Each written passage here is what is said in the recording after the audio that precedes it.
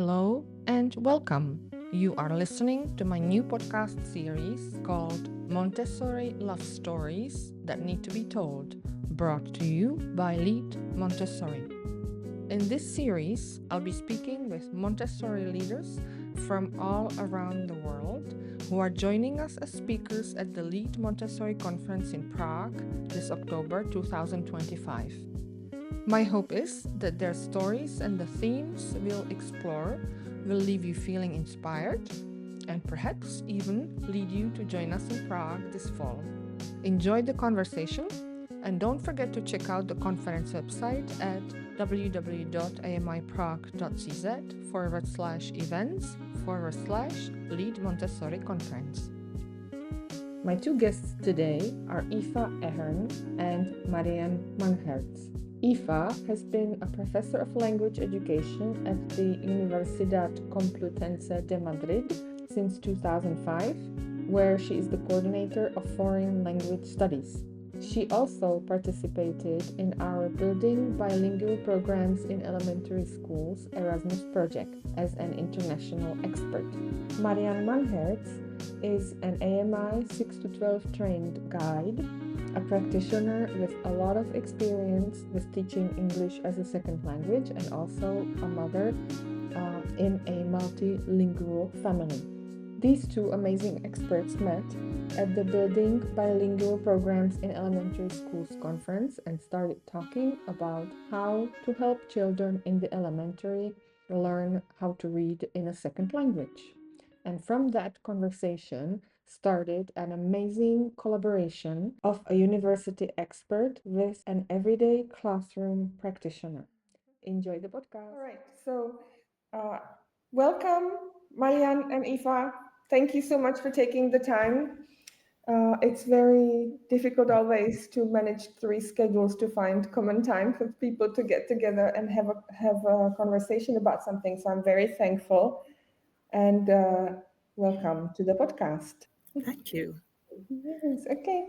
I can't wait to have this interesting conversation with you about literacy in the elementary. But before we jump to that, can I ask you to please briefly introduce yourself and share with us what journey led you into the field of language and literacy, and maybe even how did you two start working together? Thank you. Okay, Mariann, do you want to introduce yourself first? I can. Thank you, Okay. Aoife. So I'm Mariann Manhertz. I'm originally from Hungary. But now I'm located in Prague, and I moved here like 18 years ago because of family reasons.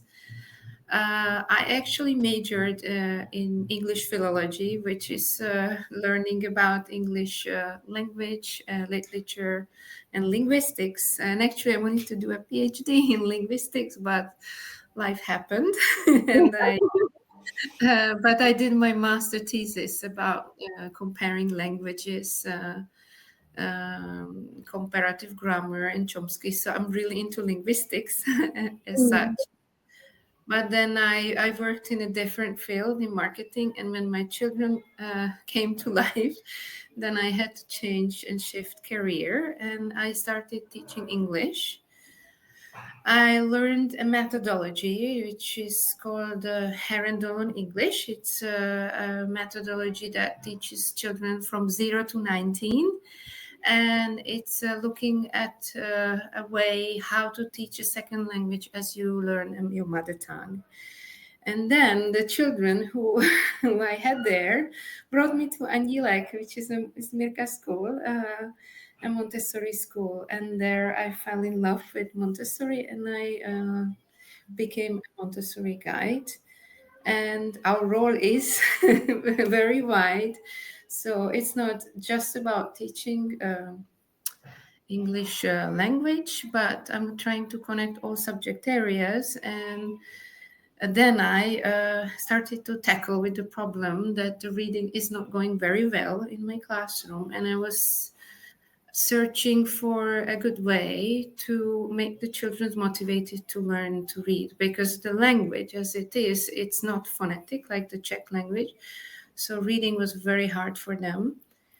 And as such, the phonics and everything, we're interested in the first grade or in the kindergarten, but not the age when I could start to read with them.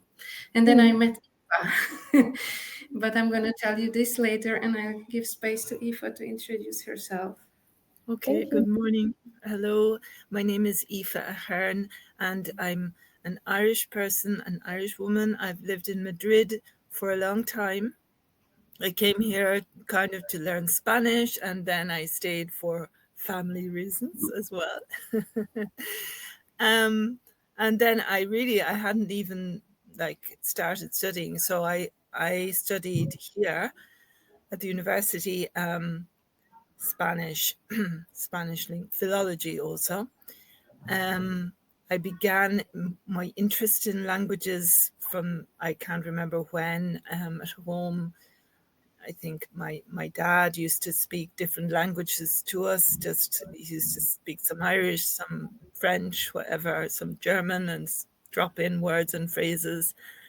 And for some reason, I had a kind of a finesse or an interest in languages, just one of those things, you don't know why.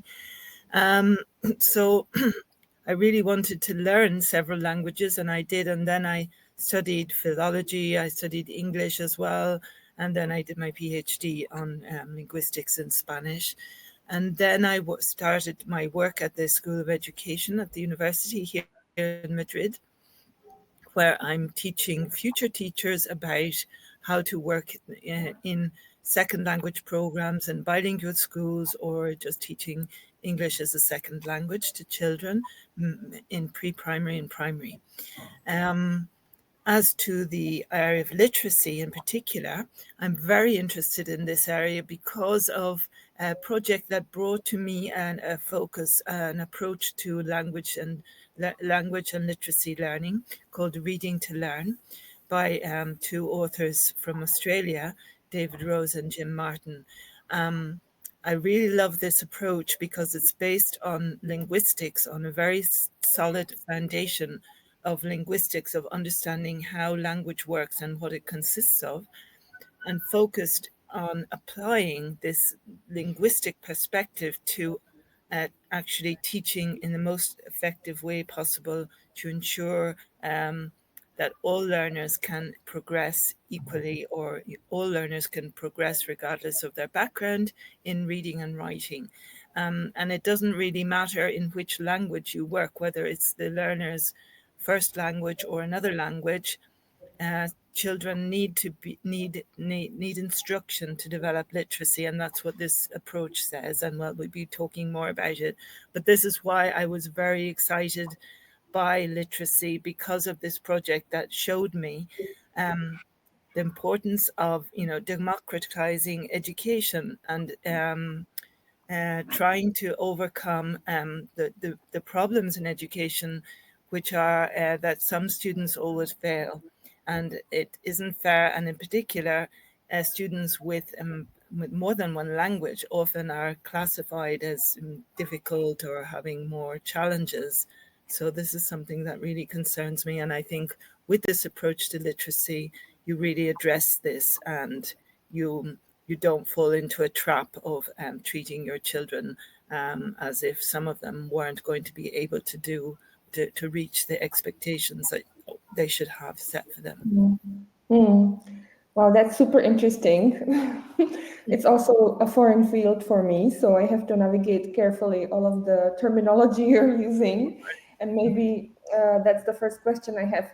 So you started working together. At some point you met, and maybe Mariann can also share how that came to be that you started talking about this. And then, so you're working together to develop an approach to help children to learn and to read and write in a second language in context. Okay. Now, I would like for you to explain what that means to people like me who don't understand any of this at all. So I can a little bit tell about how we met. Basically, there was the bilingual Montessori course, and Aoife was presenting this method there. And well, she was talking, covering or telling us more topics. So the first one, she was talking about what is being bilingual, and it really touched my heart because I'm raising two daughters who are actually trilingual, and you might think it's very easy to have children with multiple languages, but I mean, it has its difficulties and challenges. And she really spoke to my heart. And later on, she introduced the genre methodology, the context-based learning for reading and writing, and how she was explaining everything. It's really connected with me immediately because this was the way I was teaching in the Montessori class.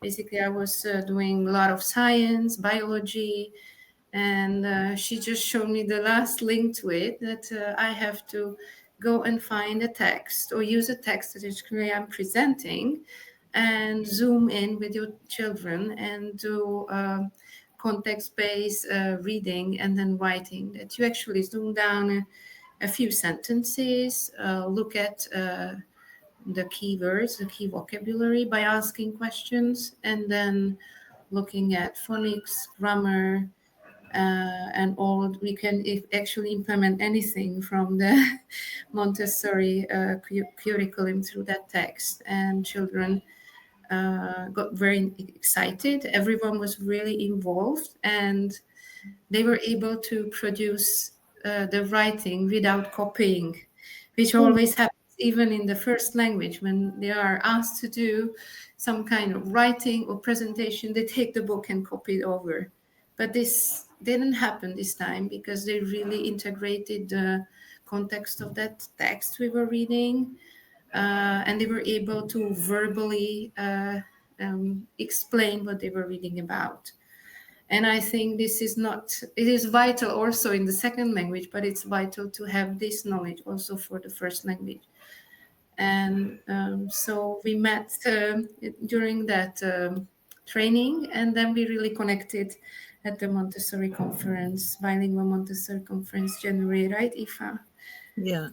So I think the bilingual Montessori conference was a magic opportunity for so many people and so many connections. And in particular, Mariann and I had a lovely conversation, and we decided, we have to stay in touch. And Mariann was saying how she was really interested in working on literacy, and I was saying I'm really interested in working with teachers because I teach people who are going to become teachers, and normally they go off, and then it's very difficult for us to stay connected, because once they begin working, they go off on their own paths, and they're doing their own thing. So then we kind of kept in touch, and we decided to do this work together to apply kind of what I explained about genre pedagogy. So the idea is that the idea of language, written language in context is important, I think, to understand what we're talking about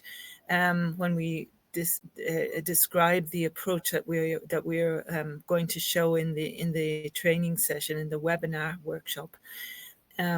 It's about how language, when we use language, we use it for certain purposes, and it's organized in a certain way based on our intention, our purpose for which we're using it. So when we, for example, tell someone instructions or give a recipe, we have to say it in a certain way. It's organized clearly into steps, for example.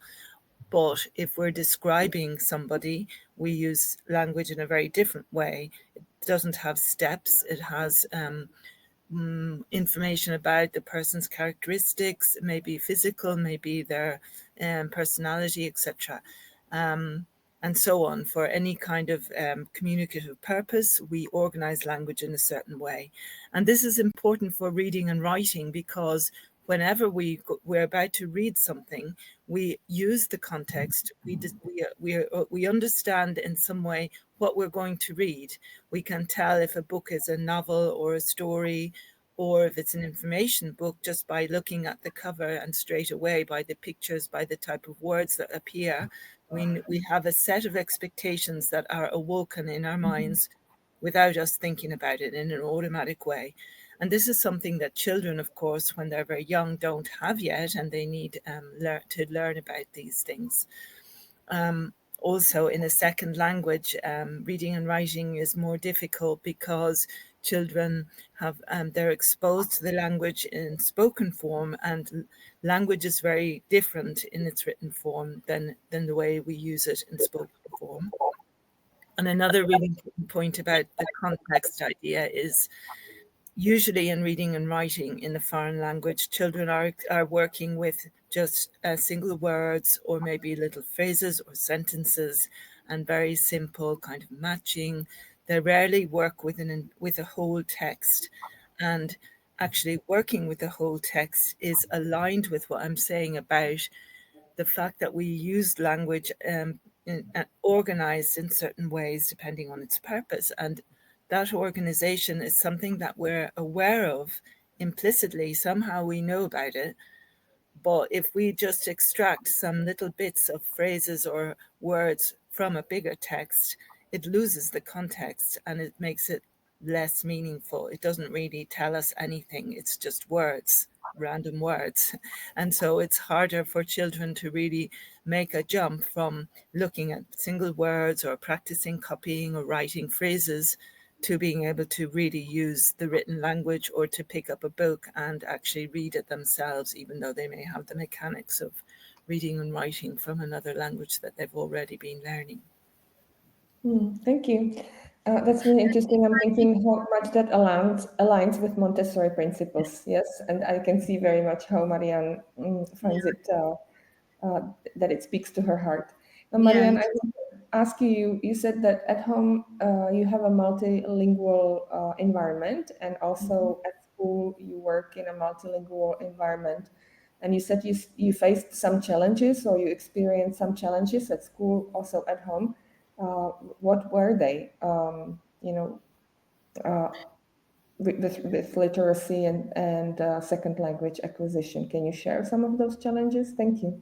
Yes, basically it's about the differences between Czech and English language, that English language is being non-phonetic, whereas Czech and my mother tongue, Hungarian, is also very phonetic language. And in order to acquire that English reading technique, I think you need to learn a certain phonics that makes you able to be fluent reader, because my children were very frustrated that they were used to be able to read the words which was put in front of them. And this way they were not able to quote and were not able to read. And just as such, like helping them, because first I was looking at the phonics as a separate set, and they were probably be interested in the first grade or in the kindergarten, but they didn't have the vocabulary yet, because they need first, if you learn a second language, you need to have a certain knowledge and understanding before you go and move on reading and writing. So the moment we got to the level with the children, they were not interested in doing phonics as such. And I was really trying very hard and sweating to find an approach that is intriguing, because, you know, Montessori says you have to follow the child. And if you are not taking the material, then you have to look for something else and keep searching. And then I found this way that, you know, there has to be an oral introduction to the reading. So it comes with a Montessorian presentation. And then you can go deeper, and then you can look at the text that is connected to something they are already aware of. They have rich vocabulary, rich understanding. And then it was just hand in hand going together, like smoothly. Because they knew the vocab, they knew the context, and then reading became very successful. And so That's basically amazing. that was the biggest challenge, you know, that make them excited about reading. That's amazing. They need to have this certain understanding. So what's going through my mind right now is that maybe you could apply for your PhD at the university where Aoife works. Aoife can be your supervisor, and let's yes. It's like Baker. I'm sorry, it's just like the most logical next step that I'm seeing when I talk to the two of you. That's really wonderful. That would be So amazing. one Yeah. of the terms that you are using and you're going to talk about during the workshop is learning to write by reading deeply. That caught my interest. What is deep reading? So, well, we can both answer. I think I'll say a few words Mhm. and maybe Mariann, you can continue. Um, I was involved in the bilingual Montessori project and I was reading up, I didn't really have a lot of background knowledge about Montessori, and a phrase I came across in the Australian Montessori curriculum, because they have a curriculum kind of all written up, kind of official. It was total reading, and I kind of liked that expression. And I looked into, what do they mean? And really, what they mean is what we understand in other places, in more, whatever academic terms, is full comprehension. And full comprehension when we read is we understand the literal meaning, we understand the meaning, the encoded meaning of the words that we read. We also infer, we add information, for example, from the discourse, like from the whole text, from the pictures to kind of complete the meaning that's just literal. And then we have interpretive meaning, which is when we think more deeply, we compare what we read with our own experiences or with other texts that we've read. And then we come to conclusions. We're able to assess what we read, the quality of the writing, the author's deeper intentions, and what they're, kind of alluding to in an indirect way, and so on. And so that's what we mean by deep reading. And the important point about what we're going to be showing in the workshop is how do we learn to write? And this is kind of, maybe it's new in Montessori in a certain way, because I know in Montessori there's a very big focus on firstly developing the physical, the physical motor skills, the fine motor skills. And I think that's really beautiful how that's very clearly connected in with physical actions and with tangible work to coming, and this the way that children are introduced to the magic of being able to put your words into visual form and to put your message on into a material representation. But that maybe there's a link missing, or that's not really highlighted enough. How do we become able to really write well? We have to be able to read, and we think about what we've read. So if I want to write a story, I think about other really good stories I've read, and I think about how the author made those stories, what kind of organization they used, what the plot was like, the different characters. If I want to write a recipe, I think about recipes, good recipes, how are they set up? If I want to write something academic, I have to look at the publication, for example, a journal. What other articles are there? What are the topics people write about? How abstract and difficult and complex is the writing? And I try to kind of imitate it. So the idea is like the Vygotskian idea that we get language from interacting and from being involved with other people, or in this case, from reading. And this is a special form of how we use language when it's written down. And we need to have that reading experience and the understanding to get ideas for writing and to know how to organize what we write. So So that's that kind of, yes, go ahead. mhm. Yeah. I think that would be the part where you talk about the fact that children first have to live experiences in their new language, in the new language they're trying to acquire before we start reading and writing. That's what you're saying, right? Yeah, well, what I was just saying now was more about we get the knowledge that we need to write well from reading.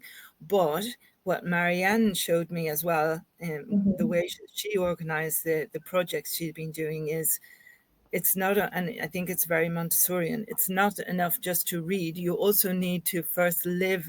So if you're learning about some topic, you need to really have some experiences with that topic.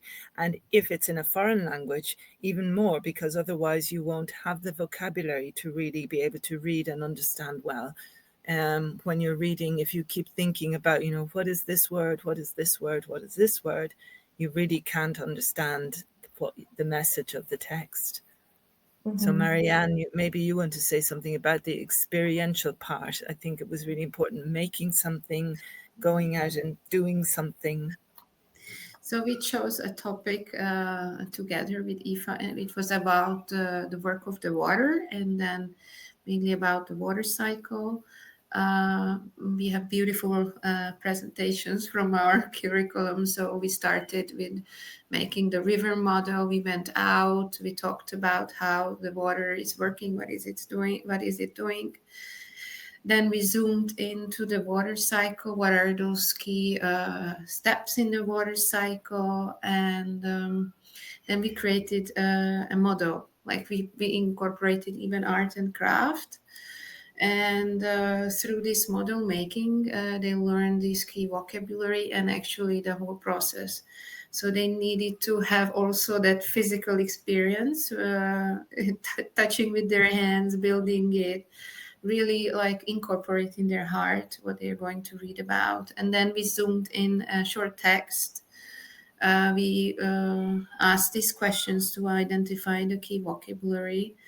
And we looked into the grammar, like we used the grammar symbols, we looked for the patterns. And by zooming into this same text like 2 or 3 times, they really learned the whole idea by heart. And it was very easy and simple for them to put those words onto paper. And this really amazed me how much they didn't memorize anything. It was a whole process, like many steps. We were like focusing on the same thing over and over again with a different touch, and this helped them to internalize the knowledge beautifully, and they were able to orally present it and write it down. And we are going to show this beautiful example in the workshop. Wow, you are after something really profound, and I love the way you combine IFA's academic knowledge Yeah. and research knowledge and experience, and then you're actually being in the classroom and learning from IFA how to do these things. And I think this could make a lovely research study. But I'm very grateful. I'm really, really glad that I met Aoife, because I was struggling for years to really have a profound reading in the elementary, especially when you don't start from grade 1, because they didn't have enough good level of English. And then it came the perfect time to, yeah, That's thank you, Aoife. amazing. I can't wait for the webinar to take place. So are you going to share some of these specific steps and maybe even some things that the guides can actually start implementing? What are going to be the main takeaways of the webinar? Can you share? Yeah, we're going to share. Well, first, I wanted to just say one more thing about the idea of the context and the experience before you read and write, and why it's so important. One very, very important reason for doing this is that children are different. Each individual is different from the others. And some of them are really ready to do reading and writing, and they've families that have done many different things with them, and they can make the connections. Others maybe haven't got the same kind of experiences. They maybe come from a different place, or their families are doing different things. And so when you take on a topic, you really need all of the children to be prepared at a certain level. So doing those experiences, doing things with them at school, where they're going to link the new words in the new language to what's going on, to what they feel, what they experience, and so on, is making a level playing field where when you start with the reading and writing, they all have a basis, and that's going to allow them to really engage with understanding the text and writing a new text. So that's about how building this preparation for all the children at school is really the way to ensure that all children can succeed. Yeah. Yeah, that's And then amazing. and then the question about what are the guides going to take away? Well, I think they'll understand really well why we talk about genres and what a genre is. So it's a way, we'll explain it in detail and we'll show examples. And I think that they'll also take away a kind of basis to begin trying out the kind of experiences like what Mariann has done in their own classrooms with it takes some time to prepare, but I think, as Mariann was saying, the what you get out of it is very valuable. So anytime you invest in preparing, it's going to pay off really, really well for you and for the children. Is there something else you want to add, Mariann? Well, I'm hoping that they will be ready to implement this reading and writing methodology into their class, because I think those steps going to be very clear, and they don't need to look for a different method, because it's like it's a matchmaking. You have those things in your album, and then you just need to find a text that is connected. And it can be, I was even doing my own story, my own narrative this time. You can use your own writing and then zoom in with your children and make them very powerful readers and speakers also, and writers. So I'm very hopeful that they will go away with, ready to go into the classroom and try it out, what they want to listen to. I have goosebumps, I have to say. I think I'm going to make sure that Carla Foster and Kyla Morenz, our trainers, listen to this podcast to get them, to get them interested to come to the webinar, because this is really amazing. And my brain always sees all the opportunities down the road. So I'm reading from my glass ball. There's a big future of this for this approach. Mariann, this last question is for you. If you could describe it's a big one, but it's an important question. If you could describe your vision for how we approach second language acquisition in Montessori environments in the future, what would it be? Well, I think it has to be, language as such is about communication. So you have to envision it as as you're using it as a first language. I think it has to be very much context based and based on a lot of experience and discussion.